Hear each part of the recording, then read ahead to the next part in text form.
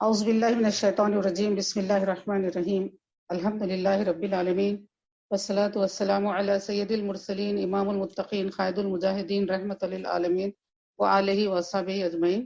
رب اشرح لی صدری ویسر لی امری واحلل عقدۃ من لسانی یفقہوا قولی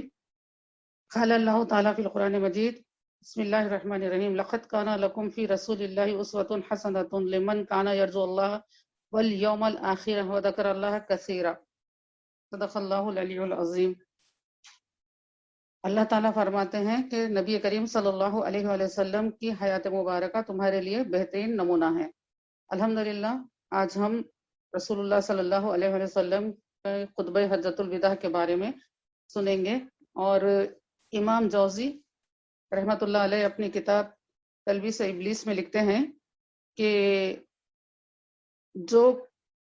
کچھ رسول اللہ صلی اللہ علیہ وآلہ وسلم نے بتلایا ہے اس پر یقین لانے اور طریق سنت کو راہ حق جانے تو یہ انسان کے لیے راہ نجات بن جاتا ہے۔ جو کچھ آقا کریم صلی اللہ علیہ وآلہ وسلم نے بتلایا اور اس پر یقین لائے اور اسی طریق سنت کو ہمارے لیے راہ نجات جو سمجھے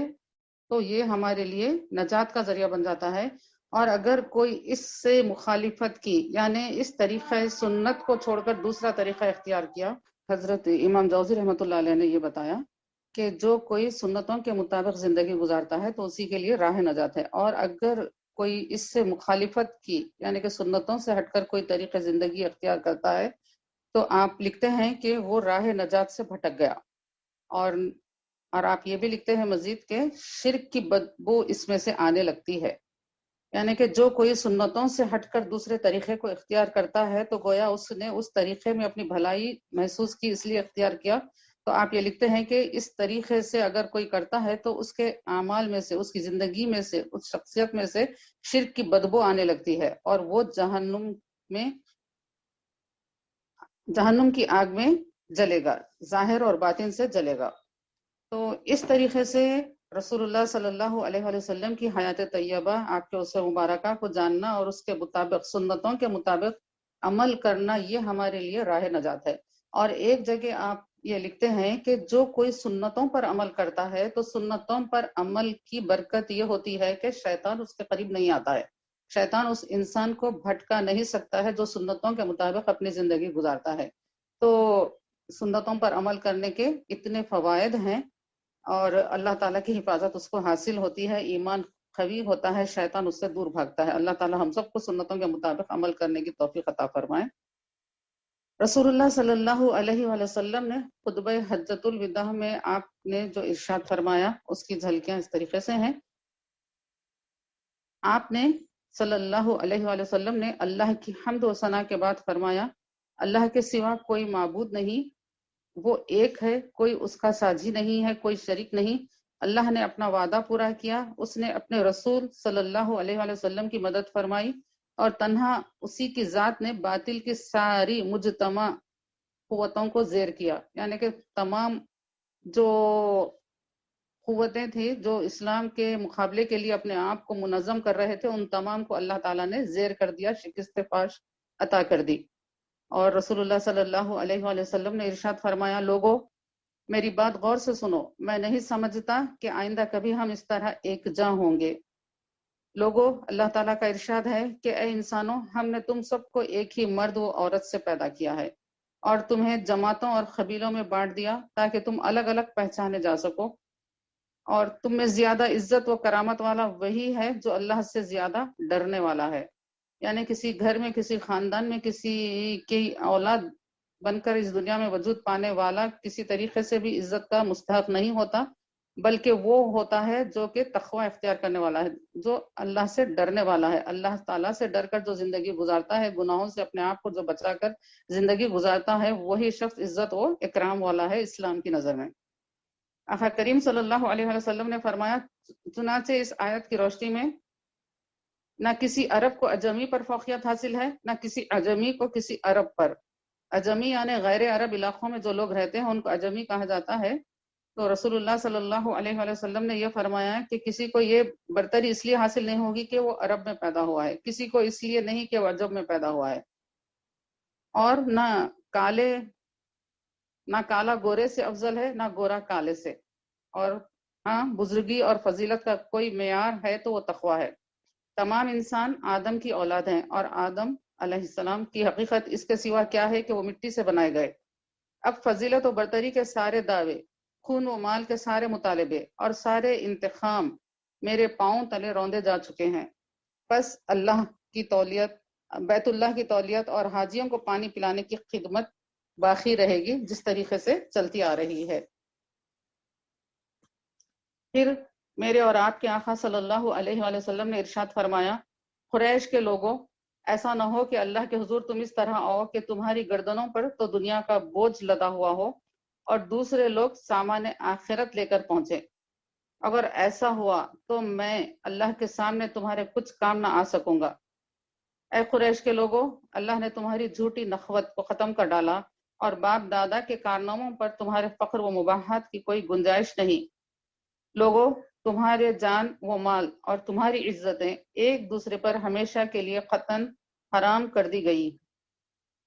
ان چیزوں کی اہمیت ایسی ہے جیسے تمہارے اس دن کی اور اس ماہ مبارک کی، خاص کر اس شہر میں ہے۔ تم سب اللہ کے آگے جاؤ گے اور وہ تم سے تمہارے اعمال کی بابت باز پرس فرمائے گا۔ اور رسول اللہ صلی اللہ علیہ وآلہ وسلم نے ارشاد فرمایا، دیکھو میرے بات کہیں گمراہ نہ ہو جانا کہ آپس میں کشت و خون کرنے لگو، یعنی کہ آپس میں ایک دوسرے سے لڑنے لگو، خون بہانے لگو، مسلمان کو مارنے لگے۔ رسول اللہ صلی اللہ علیہ وآلہ وسلم نے فرمایا کہ ایسا کرنا گمراہی ہے، یعنی کہ جو راہ سے بھٹک گیا وہی اس طریقے سے کرے گا، کسی مسلمان پر ظلم کرے گا، زیادتی کرے گا، اس سے لڑے گا یا پھر اس کو قتل کرے گا۔ اگر کسی کے پاس امانت رکھوائی جائے، رسول اللہ صلی اللہ علیہ وآلہ وسلم نے فرمایا کہ تو وہ اس کا پابند ہے کہ رکھوانے والے کو امانت پہنچا دے۔ لوگوں، ہر مومن دوسرے مومن کا بھائی ہے اور سارے مسلمان آپس میں بھائی بھائی ہیں۔ اپنے غلاموں کا خیال رکھو، ہاں غلاموں کا خیال رکھو، انہیں وہی کھلاؤ جو خود کھاتے ہو،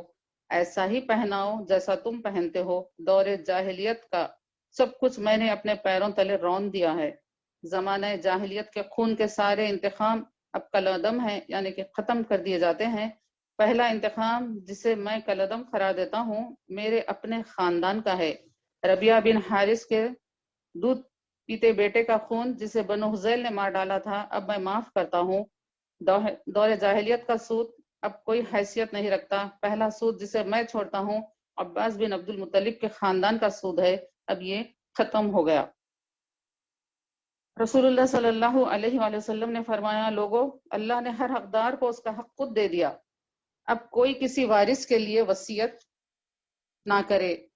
بچہ اسی کی طرف منسوب کیا جائے گا جس کے بستر پر وہ پیدا ہو، یعنی کہ رشتہ ازدواج میں منسلک ہونے کے بعد، نکاح کے بعد جو اولاد پیدا ہوتی ہے اس کے طرف نسب منسوب کیا جائے گا۔ جس پر حرام کاری ثابت ہو اس کی سزا پتھر ہے، یعنی زنا اگر کسی پر ثابت ہو جاتی ہے تو اس کو سنسار کرنا چاہیے۔ حساب و کتاب اللہ کے ہاں ہوگا۔ جو کوئی اپنا نسب بدلے گا یا کوئی غلام اپنے آقا کے مقابلے میں کسی اور کو اپنا آقا ظاہر کرے گا، اس پر اللہ کی لعنت۔ قرض قابل ادائیگی ہے، عاریتاً لی ہوئی چیز واپس کرنی چاہیے، یعنی اگر کسی سے کوئی چیز مانگتے ہیں تو ان کو پھر واپس کرنی چاہیے۔ تحفے کا بدلہ دینا چاہیے۔ جو شخص کسی کا ضامن ہو وہ تاوان ادا کرے، یعنی حاکم وقت اگر کسی کے لیے کچھ سزا کا اعلان کرتے ہیں تو کوئی اگر یہ کہے کہ میں ان کی ذمہ داری لیتا ہوں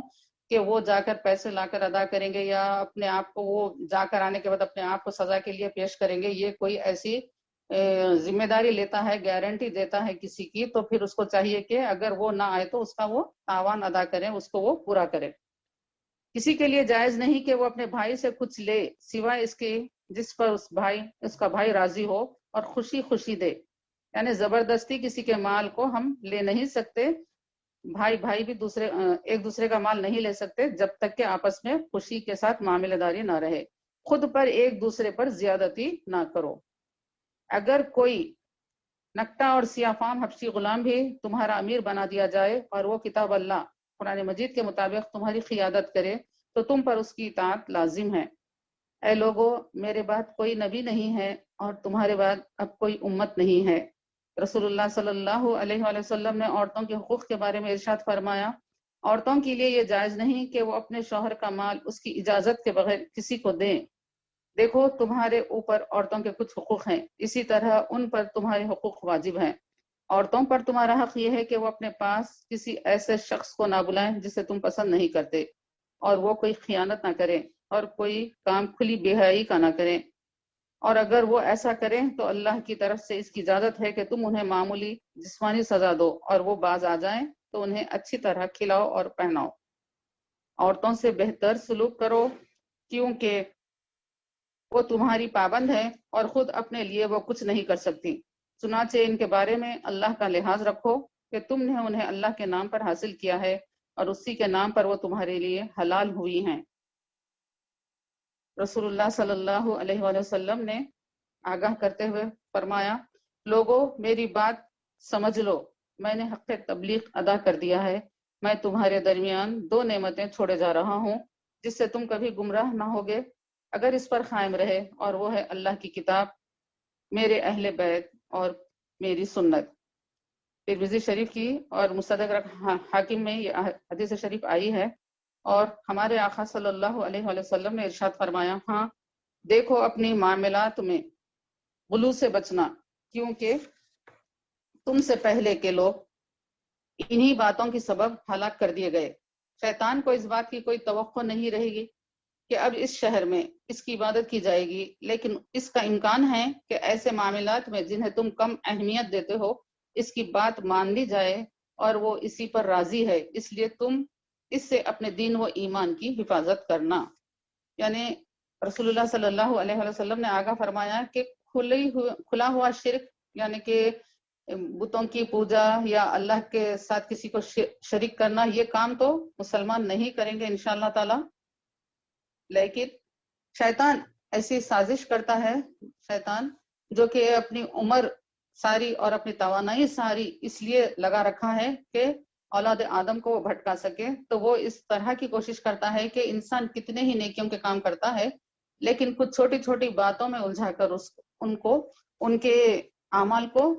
عکارت کرنے کی یہ کوشش کرتا ہے۔ اور بزرگان دین نے اپنے کتب میں یہ لکھا ہے کہ شیطان 99 کام انسان ایسا کرتا ہے جو کہ نیکی کے ہیں اور شیطان اس میں رکاوٹ نہیں ڈالتا، اور انسان بڑا مطمئن ہو جاتا ہے کہ میں نے تو اتنے نیکیوں کے کام کر لیے ہیں، لیکن ایک چھوٹا سا کام ایسا کرواتا ہے جس کی وجہ سے اس کے نیک اعمال برباد ہو جاتے ہیں۔ تو اس لیے بزرگ یہ کہتے ہیں کہ ہر چھوٹی چھوٹی نیکی کو بھی کرنے کے لیے انسان لپکنا چاہیے اور چھوٹے چھوٹے گناہ سے بھی بچنے کا اہتمام کرنا چاہیے۔ اور خاتم النبیین صلی اللہ علیہ وآلہ وسلم نے ارشاد فرمایا، اب مجرم خود ہی اپنے جرم کا ذمہ دار ہوگا،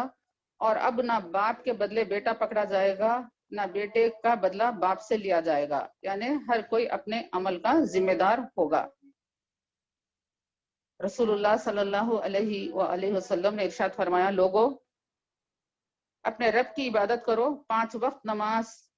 پابندی سے ادا کرو، مہینے بھر کے روزے رکھو، اپنے مال کی زکوٰۃ خوش دلی کے ساتھ دیتے رہو، اپنے اللہ کے گھر کا حج کرو اور اپنے اہل امر کی اطاعت کرو تو تم اپنے رب کی جنت میں داخل ہو جاؤ گے۔ رسول اللہ صلی اللہ علیہ وآلہ وسلم نے ارشاد فرمایا، اے لوگو نسی کفر کی زیادتی کا سبب ہے، اس کے ذریعے کفار گمراہ ہوتے ہیں، وہ 1 سال حرام مہینوں کو حلال کر لیتے اور دوسرے سال انہی کو حرام قرار دے لیتے تھے تاکہ اس طرح حرام مہینوں کی گنتی پوری ہو جائے، لیکن اب زمانہ اپنی اس ابتدائی حالت پر لوٹ آیا ہے جس دن اللہ تعالیٰ نے آسمانوں اور زمین کو پیدا فرمایا تھا۔ اللہ کے نزدیک سال کے 12 مہینے ہوتے ہیں جن میں 4 مہینے حرمت والے ہیں، 3 مہینے مسلسل ہیں یعنی ذی الحج، ذی الحج اور محرم، اور 1 ماہ رجب ہے جو جمادی الثانی اور شعبان کے درمیان ہے۔ آقا کریم صلی اللہ علیہ وآلہ وسلم نے ارشاد فرمایا، سنو جو لوگ یہاں موجود ہیں انہیں چاہیے کہ یہ احکام اور یہ باتیں ان لوگوں کو پہنچا دے جو یہاں موجود نہیں ہیں، ہو سکتا ہے کہ کوئی غیر موجود تم سے زیادہ سمجھنے اور محفوظ رکھنے والا ہو۔ اس کے بعد آپ صلی اللہ علیہ وآلہ وسلم نے حضرت بلال رضی اللہ تعالیٰ عنہ کو حکم دیا کہ اذان دیں، اقامت کے بعد 2 रकात नमाज ज़ोहर अदा फरमाई और मुसाफिर होने की वजह से जुमा नहीं पढ़ा। और इसके बाद फिर आपने फरमाया कि या माशरल मुस्लिमीन, 3 बातें सीने को पाक रखती हैं। 3 बातें ऐसी है जिससे कि इंसान का सीना पाक रहता है, उसका बातिन साफ रहता है। और रसूलुल्लाह सल्लल्लाहु अलैहि वसल्लम ने फरमाया कि एक आमाल में इखलास है, यानी कि इंसान जो भी काम करे उसमें इखलास हो, रियाकारी ना हो और ना अपनी नफ्स की कुछ ख्वाहिश हो या अपनी नफ्स को तस्कीन पाना उसमें ये मकसद ना हो, बल्कि इखलास हो, सिर्फ लिल्लाहियत के लिए वो काम किया जाए। तो जब लिल्लाहियत के लिए जो काम किया जाता है, अल्लाह के लिए, सिर्फ अल्लाह को राजी करने के लिए जो काम किया जाता है, तो उसके अंदर ये जरूर इंसान के पेश नजर रहता है कि हर काम अल्लाह की मर्जी के मुताबिक हो। कोई काम ऐसा नहीं है जिससे कि इंसान की अपनी नफ्स उसकी खुशी हासिल हो, तस्कीन हासिल हो। जैसे कि मौला अली करमल्लाह वजह के अमल की मिसाल हमारे सामने है कि जब आप दुश्मन इस्लाम को खत्म कर रहे थे, तो फिर जैसे ही उसने आपके चेहरे अनवर पर थूका, चेहरे अक़दस पर थूका, तो मौला अली करमल्लाह वजह उसको खत्म करने से रुक गए और आप टहलने लगे मैदान में। तो उसने पूछा कि तुम मुझ पर गलबा पा चुके थे, फिर भी तुमने मुझको क्यों छोड़ा? तो आपने ये कहा कि पहली मर्तबा जब मैं तुझसे मुकाबला कर रहा था तो वो अल्लाह के लिए था, लेकिन जैसे ही तूने मुझ पर थूका है तो अब मैं अगर तुझ पर फौरी हमला करता तो ये मेरी नफ्स की तस्कीन का मौजिब बन जाता और अल्लाह की रिजा निकलकर नफ्स की तस्कीन यहाँ पर आ जाती थी। तो लिहाजा जब तक के नफ्स काबू में ना आ जाए, वो गुस्सा ठंडा ना हो जाए, उस वक्त तक मौला अली करमल्लाह वजह ने दूसरा वार करने से अपने आप को रोका। तो इस तरीके से चाहे हम नेकी के काम करें या कुछ करें, लेकिन वहां पर हमको ये बात पेश नजर रखनी चाहिए कि ये हम सिर्फ अल्लाह की रिजा के लिए कर रहे हैं। ये कर कर हमको सुकून हासिल नहीं है होना, ये हमारा मकसद नहीं है, या फिर ये कर कर हमको ये होना है, ये शोहरत होना है, या फिर कुछ अपने तस्कीन के लिए ये नहीं करना चाहिए, सिर्फ अल्लाह के लिए करना चाहिए। दूसरे दीनी भाइयों की खैर खाही, यानी कि पहला अमल जो था कि अमल में इखलास हो, और दूसरा यह है कि दीनी भाइयों की खैर खाही। जैसे कि पहले इरशाद फरमाया गया कि एक मुसलमान दूसरे मुसलमान का भाई है, तो भाई भाई की खैर खाही में रहेगा। तो रसूलुल्लाह सल्लल्लाहु अलैहि वसल्लम ने यहाँ पर वाज़ेह फरमाया कि अपने दीनी भाइयों की खैर खाही में रहे। और तीसरी बात आपने ये बताई कि जमातुल मुस्लिमीन का इत्तेहाद, यानी कि मुसलमान आपस में एक दूसरे के साथ मुत्तहिद रहें, इंतशार का शिकार न बने। और इस दौरान कुछ लोग लब्बैक और कुछ लोग अल्लाहु अकबर कहते रहे। और फिर रसूलुल्लाह सल्लल्लाहु अलैहि वसल्लम ने फरमाया, लोगों, अल्लाह ने तुम पर हज फर्ज किया है, लिहाजा हज करो। किसी ने पूछा, क्या हर साल हज करें? आप सल्लल्लाहु अलैहि वसल्लम ने खामोशी इख्तियार की। उस शख्स ने 3 बार यही सवाल दोहराया। हमारे आका करीम सल्लल्लाहु अलैहि वसल्लम कुछ देर तौक़ुफ़ फरमाकर इरशाद फरमाया, अगर मैं हाँ कह देता तो हज हर साल फर्ज हो जाता और तुम अदा न कर पाते।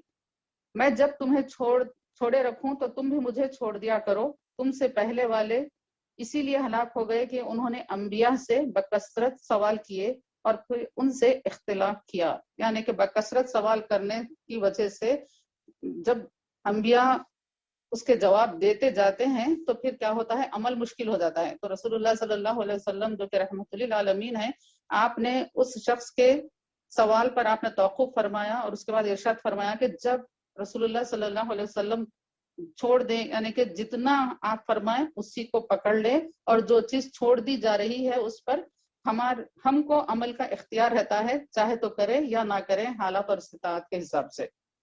एक शख्स ने पूछा, मुहर्रिम कौन है, कौन से कपड़े पहने? तो आपने फरमाया, मुहर्रिम खमीस पहने ना अमामा बांधे, टोपी पहने ना मौजे पहने, जूतियां मैसर ना हो तो मूजे काट कर टखनों के नीचे कर ले, तहबंद ना हो तो पैजामा पहन सकते हैं, जाफरान या खुशबू से रंगा हुआ कपड़ा ना पहने। एक खातून ने पूछा, या रसूलुल्लाह, मेरी माँ ने हज करने की नजर मानी थी लेकिन वो फौत हो गई, क्या मैं उनकी तरफ से हज कर सकती हूँ? रसूलुल्लाह सल्लल्लाहु अलैहि वसल्लम ने फरमाया, हाँ, अगर उस पर खर्च होता तो क्या तुम अदा ना करती? अल्लाह अपने हक की अदायगी का ज्यादा हकदार है। अरफे के दिन हजरत मैमुना और हजरत उम्मे फजल ने दूध का एक प्याला भेजा। आप सल्लल्लाहु अलैहि वसल्लम ने ऊंट पर बैठे बैठे नोश फरमाया ताकि लोगों को मालूम हो कि आप सल्लल्लाहु अलैहि वसल्लम रोजे से नहीं हैं। اور فرمایا میں نے یہاں وقوف کیا ہے لیکن عرفات سارا جائے وقوف ہے سوائے بطن عرنا کے۔ عرفات میں ایک شخص اونٹ سے گرا اور اونٹ نے کچل کر ہلاک کر دیا۔ آپ صلی اللہ علیہ وآلہ وسلم نے فرمایا اسے بیری کے پتوں میں ابلے پانی سے غسل دو، احرام ہی میں کفن دو اور نہ خوشبو لگاؤ نہ سر ڈھانپو، بے شک اللہ اس کو قیامت کے دن لبیک کہتا ہوا اٹھائے گا۔ جیسے کہ حدیث شریف میں بتایا گیا ہے کہ انسان جس طریقے سے مرے گا اسی طریقے سے اٹھایا جائے گا، تو رسول اللہ صلی اللہ علیہ وسلم نے یہاں پر بھی واضح فرما دیا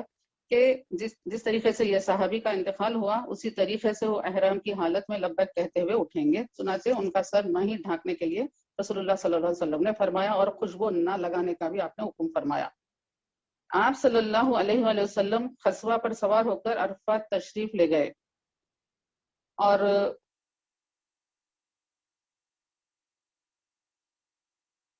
پھر مزدلفہ آپ تشریف لے جانے کے بعد وہاں پر وقوف فرمایا۔ چونکہ ہم پچھلے اتوار کو یہ پوری تفصیلات سن چکے ہیں اس لیے میں صرف خطبے کے اوپر یہاں پہ اپنا کلام رکھ رہی ہوں۔ آپ صلی اللہ علیہ وآلہ وسلم نے فرمایا پورا مزدلفہ وقوف کا مقام ہے سوائے بطن محسر کے، یعنی کہ ان مقامات کی نشاندہی رسول اللہ صلی اللہ علیہ وسلم نے فرما دیا ہے کہ یہ وہ مقامات ہیں جہاں پر اللہ تعالیٰ کا عذاب نازل ہوا تھا، تو ان عذاب والے مقامات کو چھوڑ کر دوسرے تمام میدان میں وقوف کیا جا سکتا ہے، مزدلفہ میں قیام کیا جا سکتا ہے۔ 10 ذی الحجہ کی رات مزدلفہ میں گزاری، صبح کی نماز کے بعد مظلوم و ظالم کے بارے میں اپنی دعا کو دہرائی، کچھ دیر بعد چہرے پر تبسم کے آثار نمودار ہوئے۔ حضرت ابوبکر رضی اللہ تعالیٰ عنہ و حضرت عمر فاروق رضی اللہ تعالیٰ عنہ نے پوچھا یا رسول اللہ صلی اللہ علیہ وسلم، اللہ آپ کو ہمیشہ مسکراتا رکھے، اس تبسم کا سبب کیا ہے؟ آقا کریم صلی اللہ علیہ وآلہ وسلم نے فرمایا ابلیس کو جب یہ معلوم ہوا کہ اللہ تعالیٰ نے میری دعا قبول فرما دی تو وہ روتے ہوئے اپنے سر پر مٹی ڈالنے لگا، اس کی یہ کیفیت دیکھ کر مجھے ہنسی آئی۔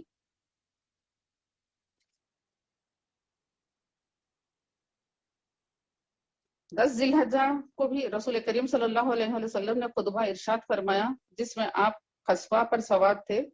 اور آپ نے فرمایا حضرت ربیعہ بن امیہ بن خلف بلند آواز سے حضور صلی اللہ علیہ وسلم کے الفاظ دہراتے تھے، آپ ہر جملے کے بعد توقف فرماتے، یعنی کہ آپ ایک جملہ کہنے کے بعد اتنا وقت دیتے کہ دوسرے صحابہ جو مکبر تھے چاروں طرف اس مبارک جملے کو دہراتے جاتے تھے۔ اس طرح آپ کے خطبے کا ایک ایک لفظ سارے اجتماع میں موجود ہر شخص کے کانوں تک پہنچتا تھا۔ آپ صلی اللہ علیہ وآلہ وسلم نے ارشاد فرمایا کہ زمانہ گھوم پھر کر آج پھر اسی نقطے پر آ گیا ہے جیسے کہ اس دن تھا جب کہ اللہ تعالیٰ نے آسمانوں اور زمین کی تخلیق فرمائی، اور آپ صلی اللہ علیہ وآلہ وسلم نے انتہائی فصاحت کے ساتھ فرمایا اے لوگو تمہیں کچھ معلوم ہے کہ آج کون سا دن ہے؟ صحابہ اکرام نے عرض کیا، صحابہ اکرام کی تعظیم کا انداز دیکھیے،